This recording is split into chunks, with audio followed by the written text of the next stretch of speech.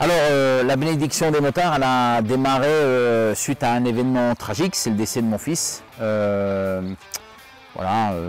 Et puis, suite à ça, on connaissait Renzo, le diacre du secteur de Jeuf, au Bouet, au Mécourt. Et il est venu nous voir et il nous a demandé bah, tiens Bernard, comme tu es très investi dans le monde de la moto, t'as pas envie de faire une bénédiction des motards? Bah, je lui dis Renzo, attends, bénédiction des motards, mais tu sais pas. Tu sais quand tu démarres, mais tu ne sais pas où ça va s'arrêter, parce que moi j'en connais plusieurs, dont une, pour moi c'est la plus importante et la plus grande, elle est en Bretagne, à Port-Carreau. Et ça fait une trentaine d'années bientôt, et ils réunissent entre 10 et 15 000 personnes, quoi. C'est monstrueux. Mais donc, ouais, mais t'inquiète pas, je t'aiderai. Bon, après une prise de contact avec mes collègues motards, tout ça, on discute, avec l'association Malancourt Culture Loisirs, où mon épouse c'est la présidente. Et bien du coup, agréablement surpris, tout le monde est partant pour le faire. Donc bah, allez hop, en 2014, on est parti pour faire notre première bénédiction des motards. Alors je tiens quand même à préciser, c'est pas une fête de la moto comme on peut l'entendre et comme on connaît dans le secteur, hein, Saint-Avold ou Metz, hein, mais c'est vraiment une bénédiction des motards où on privilégie la convivialité, l'amour de l'autre, le partage. Il faut que ça soit enfin, voilà, très très convivial, limite familial. Et on a démarré en 2014, on a réuni pour la première année plus de 270 motos, donc il y avait plus de 500 personnes, c'était quand même déjà, on était très surpris. Et puis ben voilà, bon an mal an, on est arrivé l'année dernière, malgré les 2 années liées à la Covid, et ben, l'année dernière on a frôlé les 800 motos, donc en fait ça fait quand même entre 1500 et 2000 personnes sur le site. Et ça devient quand même monstrueux. On n'a pas du tout d'inscription. Les gens viennent, donc on accueille les motards à partir de 9 h du matin. On leur offre le café jusqu'à 11 h. Et puis à partir de 11 h, ben Renzo fait son discours et dans la foulée, il va bénir individuellement chaque motard. Donc ça prend du temps, hein, ça va aller jusqu'à 12h15, 12h30. Un autre moment fort après celui-là, c'est la balade d'une 60aine de kilomètres dans la région qui tous les ans est différente d'une année sur l'autre, avec un encadrement par des voltigeurs, enfin j'appelle ça des voltigeurs, mais c'est des motards où on répète et tout, on s'entraîne, où on va sécuriser le parcours pour que tout se passe dans le meilleur des mondes, je veux dire, voilà. Bien entendu, tout ceci est en conformité avec le plan Vigipirate, la préfecture et tout. Hein. Toutes les autorisations sont demandées, voilà, et on se met d'équerre par rapport à ça.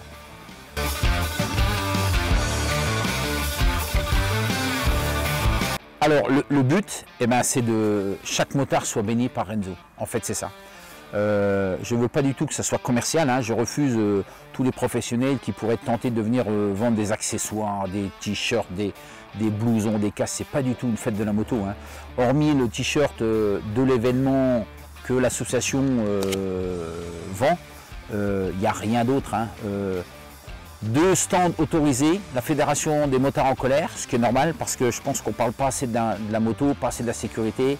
Donc c'est pour, voilà, c'est pour que ça soit du positif par rapport à la moto. Et le deuxième, eh ben, c'est lié à mon dessinateur, celui qui a fait la belle affiche là. Celui il y a 10 ans, quand j'ai été voir David, eh ben, il m'a dit Bernard, il n'y a pas de problème, moi je te fais le dessin. Et c'est lui qui a fait le dessin, donc il s'est inspiré par rapport avec le visage de Renzo, quelques motards.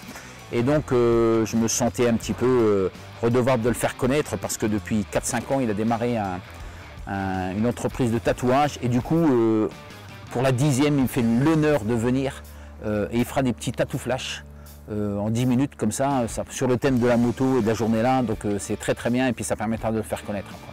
Voilà.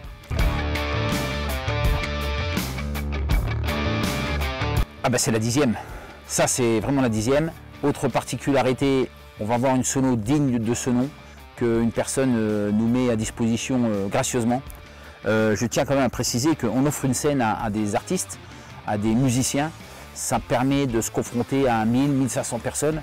Donc voilà. Par contre, je ne veux pas du tout que ça soit commercial, hein. Donc voilà, nous on leur offre ça.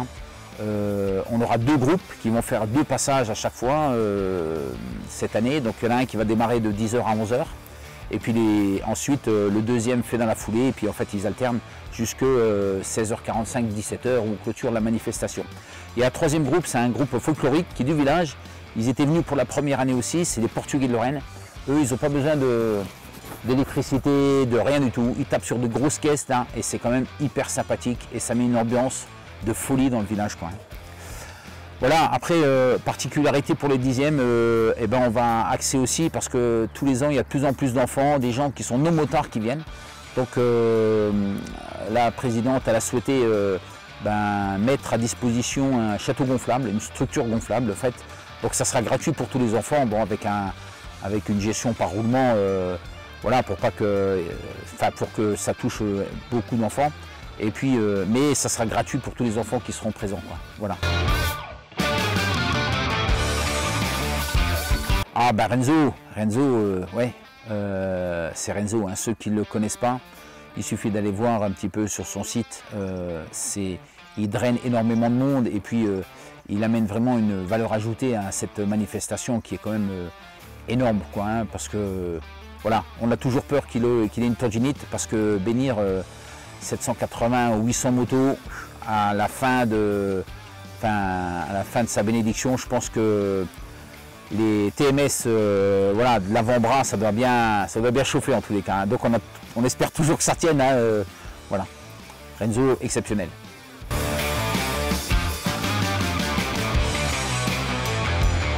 Bénévoles, donc hormis les membres actifs tout au long de l'année de l'association Malancourt Culture Loisirs, hein, on ne fait pas que ça, on fait un vide-grenier, on fait une bourse aux jouets, enfin on fait d'autres activités aussi tout au long de l'année.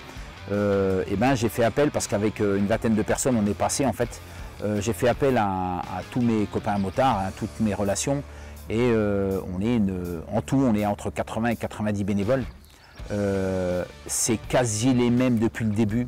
J'ai pas besoin de faire d'appel pour je vais prendre une ou deux personnes à la marge, voilà, mais c'est toujours les mêmes parce qu'il y a la convivialité, l'esprit de convivialité. Il n'y a pas, c'est pas du tout, on a chiffre d'affaires, je veux dire, on s'en fiche quoi, hein, je veux dire, c'est pas le but. Le but c'est vraiment la convivialité, qu'on passe vraiment un bon moment de partage, quoi. Voilà, c'est ça. Espérons que le soleil soit avec nous, hein. Pendant 9 ans il était quasi là tout le temps. Il y avait au moins le rayon de soleil au bon moment quand il fallait, donc espérons que ça marche. Voilà. Et à bientôt. Rendez-vous le 11 juin. Alors essayez de ne pas venir à 11 h parce que ça sera trop tard et vous louperez tout. Le temps de vous parquer, vous stationner dans la rue, parce qu'il y a tout un système pour stationner et puis compacter au maximum. Mais dès 9 h on vous accueille. Il y a de la musique à partir de 10 h. Et puis le café est gratuit, donc venez, profitez-en, ça permet de voir des belles mécaniques et puis de discuter avec plein de personnes intéressantes. À bientôt.